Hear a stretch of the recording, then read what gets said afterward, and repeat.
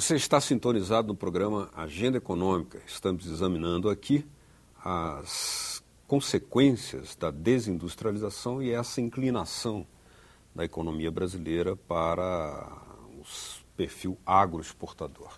O nosso convidado hoje é o senador Cristóvão Buarque, do PDT do Distrito Federal, ex-governador do Distrito Federal, ex-reitor da Universidade de Brasília, de onde também foi professor na Faculdade de Economia. Participa do programa meu colega, o jornalista Paulo Acrisio. Senador, eu queria apresentar alguns dados aqui que nós temos, vão sair ali na tabelinha para pedir o comentário do senhor sobre eles, sobre a questão dos BRICS. O senhor sabe muito bem, foi fundado agora o Banco dos BRICS, um banco voltado para uma esfera produtiva, diferente do financismo que anda virando moda por aí, né? Mas dentro dos BRICS, nota-se que o Brasil é o único que tem registrado desaceleração do PIB e nos indicadores industriais. Em 2011, por exemplo, o PIB da China foi de 9,2%, o da Índia 7,5%, o da Rússia 4,2%, o da África do Sul 3,1% e o do Brasil, o menor, 2,7%.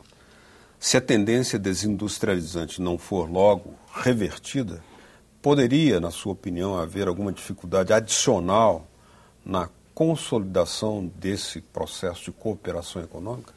Não, acho que a cooperação não. Só se fosse uma tragédia muito grande no Brasil, que não vai acontecer. Eu acho até que a gente vai crescer melhor esse ano, no próximo. Não vamos ter essa taxa tão pequena, não vejo porquê. Mas o importante é dizer que o BRICS, né, é um avanço muito grande da política externa desses países. E o Brasil tem um papel importante. Mas isso me traz a lembrança de uma preocupação que eu tenho. O Brasil está diminuindo sua presença no mundo quando a gente compara o governo atual com o governo Fernando Henrique, sobretudo com o governo Lula. O governo Lula foi o auge, a meu ver, da presença do Brasil internacionalmente, fazendo coisas, inclusive, criticáveis, como aquele acordo com a Turquia para tentar influir no problema nuclear do Irã. Aquilo foi um ponto alto da presença do Brasil. Não deu certo. Dizem até que foi boicotado pelos Estados Unidos, que teria incentivado, mas foi uma presença. O Brasil falou como um parceiro das grandes coisas. A abertura de embaixada por tudo que é lugar, tem gente que reclama. Não vale a pena embaixada em país pequeno. País pequeno vota igual que um país grande nas Nações Unidas. Cada país um voto. Cada país é um voto. E você tem a sua bandeira ali. Isso é importante para aumentar o comércio nacional, mas para aumentar o intercâmbio cultural também, que, lamentavelmente, a gente tem dado menos importância ao intercâmbio cultural do que comercial. Eu temo que o Brasil esteja diminuindo o que ganhou no governo Lula.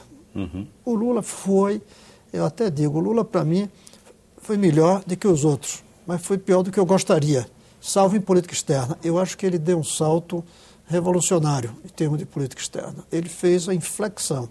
O Brasil mudou. Claro que tem a ver com o que Fernando Henrique plantou, mas Fernando Henrique fechou embaixadas. Fernando Henrique fechou a embaixada, pelo menos uma que eu me lembro foi da Tunísia, que não é um paísinho qualquer.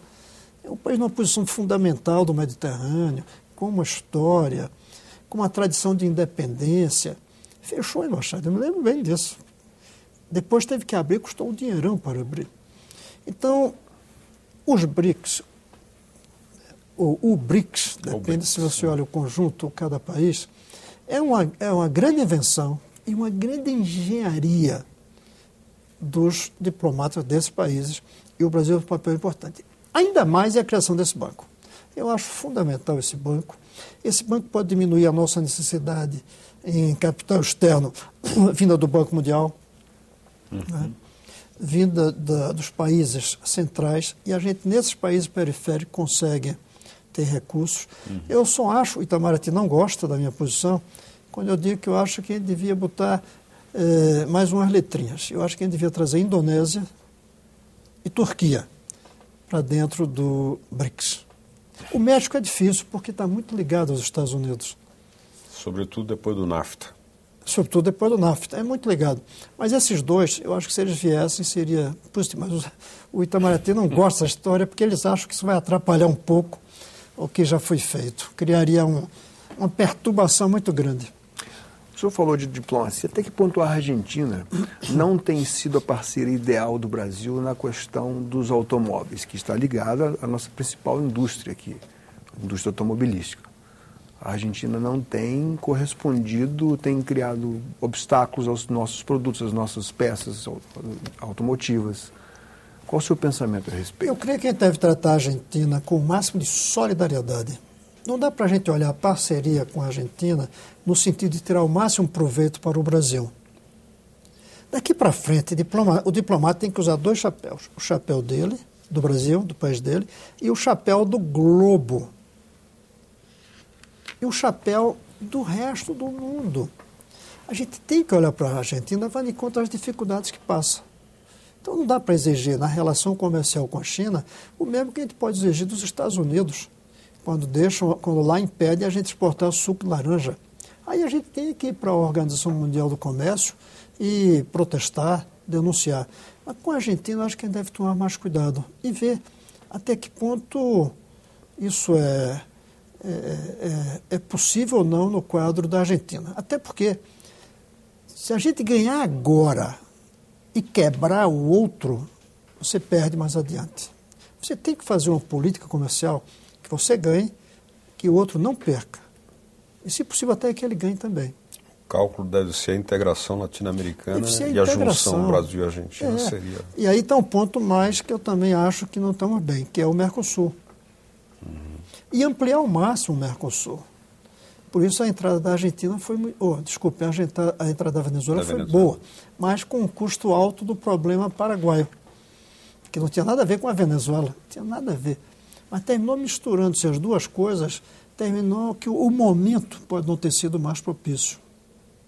Senador, nós precisamos, é claro, reindustrializar o país, precisamos inovar na indústria, isso a toque de caixa.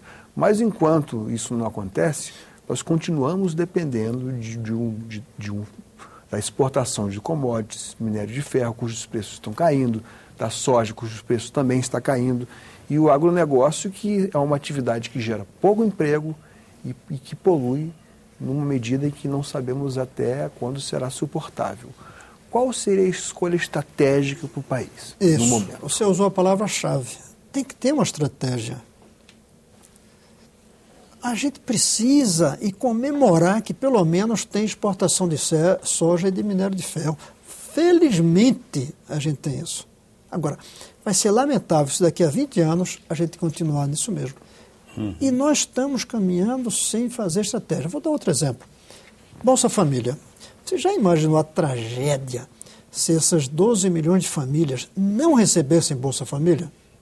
A tragédia social. Mas daqui a 20 anos, se a gente tiver 12 milhões recebendo a Bolsa Família, é uma tragédia.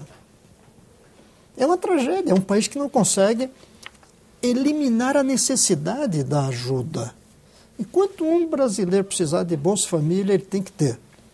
Mas o Brasil não estará bem enquanto um brasileiro precisar da Bolsa Família. Mesma coisa para a primarização, que se falou. Exportar soja, exportar carne, exportar frango, exportar minério e aqui e ali os aviões da Embraer. É preciso sempre lembrar que tem esse lado que salva. E os pequenininhos produtores que estão fazendo. Aí precisa de uma estratégia que, sem diminuir as exportações primárias, cresça o resto. Aliás, temos aqui... Só um detalhe, aí eu só vejo uma saída: investimentos altos na educação de base, nas universidades, mudando a consciência dela, a maneira de pensar, no setor empresarial, que é criador e não só que é fabricante. A gente se contenta com os industriais fabricantes. Cansou. Hoje, o industrial que não for criador não tem que receber grandes incentivos, não. E institutos novos. Essa é a estratégia. A estratégia é dinamizando o setor de criação de alta tecnologia. Aí a gente vai ter uma reindustrialização. Mas não vale a pena ter reindustrialização do mesmo tipo dos anos 50, 60. Tem que ser uma reindustrialização contemporânea com o século XXI, com produtos de alta tecnologia. Não pode ser pegar a indústria automobilística e sair de 3,5 para 6 ou 7. Essa industrialização não vai ser boa. Inclusive, a gente fala muito em desindustrialização, mas a tendência do mundo é que o setor de serviços cresça mais. Turismo, por exemplo, os chamados bens da criatividade, né? A economia criativa. É natural que a indústria deixe de ter a mesma percentagem tão alta.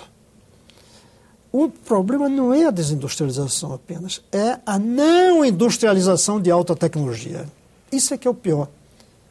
Só que nós temos aqui uns dados que são estudos do IPEA, que eu gostaria que o senhor comentasse, uma tabelinha que vai surgir ali na tela para os telespectadores, que fala da primarização, porque, segundo o IPEA, a conjuntura dos últimos 15 anos e a atual crise econômica mundial contribuem para a primarização da matriz brasileira de exportações. Mostra disso é que em 2009, enquanto o comércio internacional caiu 22%, o crescimento da economia chinesa diminuiu apenas 11%. E os chineses se consolidaram como principal parceiro comercial do Brasil.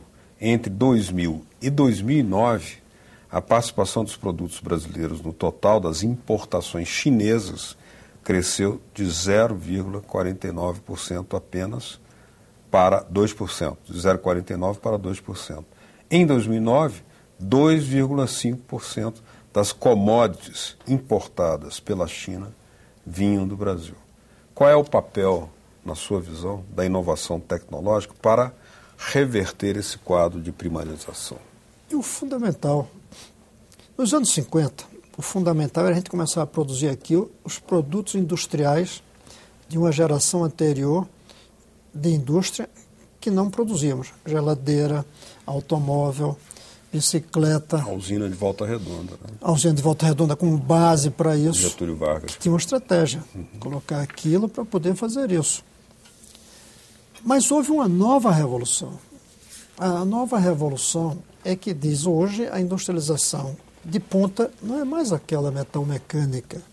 São os bens de alta tecnologia, que a gente muda a cada 6 meses. Por isso tem uma demanda dinâmica. Mas nós estamos importando até trilhos. Até trilhos, então, mas tem que mudar isso. Trilho se fazia aqui, né? Se fez aqui, é verdade.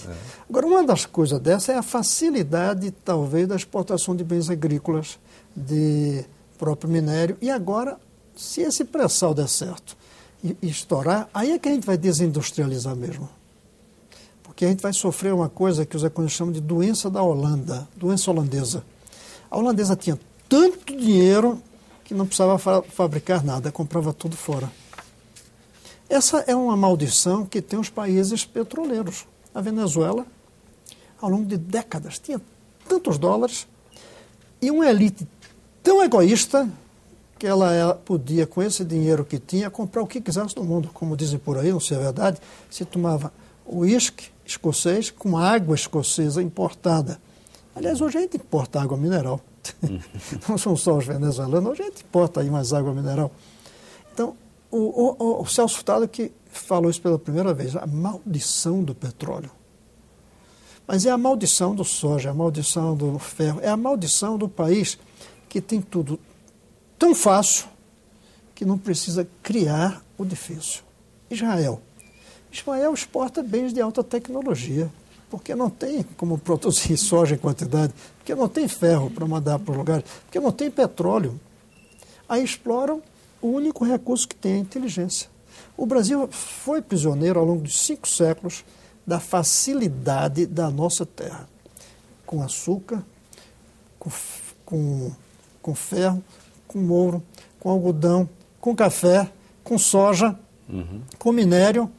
E aí, com essa facilidade, aí não precisa, aparentemente, investir em educação, em ciência e tecnologia, em desenvolvimento tecnológico, que a gente vai levando, usufruindo da exportação dos produtos primários, que, aliás, esse nome é muito bom, primário, porque não precisa de uma transformação. Além disso, uma sociedade dividida em 2 castas. Então, isso dá para os poucos que têm acesso. Aí a gente esqueceu, ao longo de 5 séculos, os outros. A maioria. E no máximo agora estamos comemorando uma minúscula distribuição de renda, quando na verdade a gente devia incorporá-los e não apenas dar renda.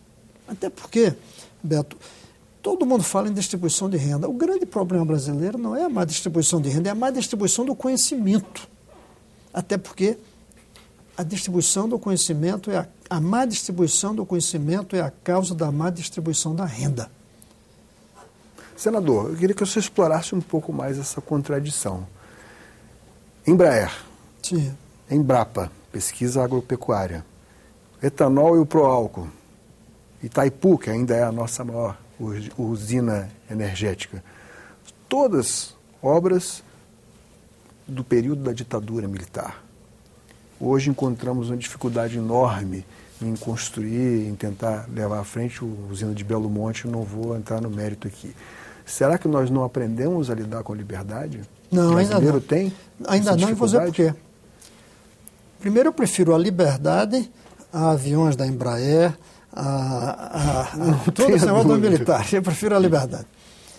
Mas veja bem, o que acontece?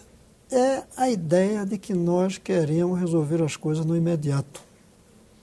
E segundo, tem uma ponta em comum com todos esses produtos aí. Eles são novos na maneira de fazer, mas eles não são novos nos produtos. O que é que Itaipu faz? Que maravilhoso Itaipu. É um lugar que você vai e se emociona. Energia elétrica. Não é um produto novo. Energia elétrica tem 100 anos ou mais. O que é que faz a Embraer? Avião. Avião é um produto de 50 anos. Inclusive, do tamanho que a gente faz lá, já tem pelo menos 40 dos Boeings. Ou mais, deve ter 50. Então, é um produto velho. Aí você diz, não, mas agora tem uns sistemas de navegação maravilhosos. São importados. A Embrapa, é uma maravilha. A Embrapa é uma coisa que deve orgulhar a gente. Mas produz o quê? Soja.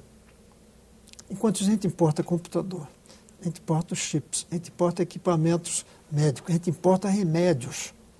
Tudo que tem alto conteúdo de inteligência, nós importamos. A balança comercial da inteligência, ou seja, quanto a gente importa e quanto a gente exporta, é uma coisa assim. A balança comercial de inteligência é muito desfavorável ao Brasil. Mas a Embrapa ajuda a produzir tecnologia Exato. de alimentos. Mas também. É um produto primário. Soja.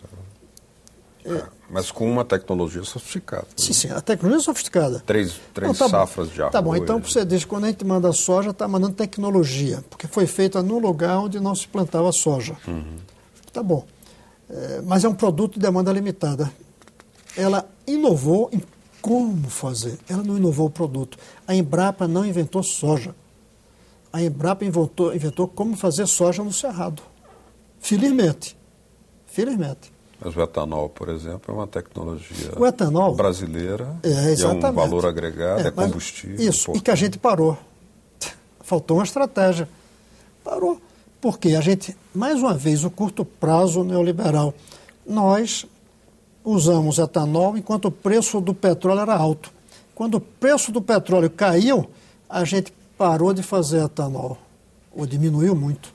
Só que vai faltar petróleo um dia. E além de etanol, a gente devia estar trabalhando em automóvel com energia solar. Mas mais do que isso, devia estar tratando em descobrir um bom sistema de transporte público. Automóvel privado não tem futuro para todo mundo, porque não cabe. Tem um problema, que eu digo sempre, de geometria. Quando você pega as ruas, se você põe todo mundo com carro, é como se ninguém tivesse carro, que vai ser um engarrafamento geral. E o que vamos dizer para quem não conseguiu comprar ainda o seu carro? Que lute para que você e eu que tem carro, não tenhamos, para que eles tenham. Você topa abrir mão do seu? Quando eu falei do problema da redução da tarifa elétrica, tem um artista aí que disse que eu não queria que os povos tivessem ar-condicionado. Ele disse, você é que não quer ceder o seu. Bom, nós estamos chegando aqui ao final do programa Agenda Econômica por hoje. Nós queríamos agradecer muito a vocês aí de casa que nos acompanhou e que vocês que esteve conosco aqui. E lembrar que as suas sugestões, suas dicas, suas críticas, por que não, são muito importantes para que a gente possa planejar os próximos programas, inclusive sugestões concretas de que tipo de programas e temas devemos fazer aqui. E se quiserem mandar mensagens para nós, isso pode ser feito aí pelo endereço que está na sua telinha aí, www.senado.leg.br/TV. Obrigado mesmo pela sua audiência. Queria agradecer muito a presença, a participação do senador Cristóvão Buarque. Parece que vai ter que voltar novamente. São tantos temas que não deu aqui para a gente abordar, né? Mas muito obrigado, senador, por ter nos acompanhado aqui, ter prestado seus esclarecimentos, suas ideias a esse programa, e agradecer também a presença, a participação do meu colega jornalista Paulo Acrito. Muito obrigado a todos pela atenção. Até o próximo programa Agenda Econômica.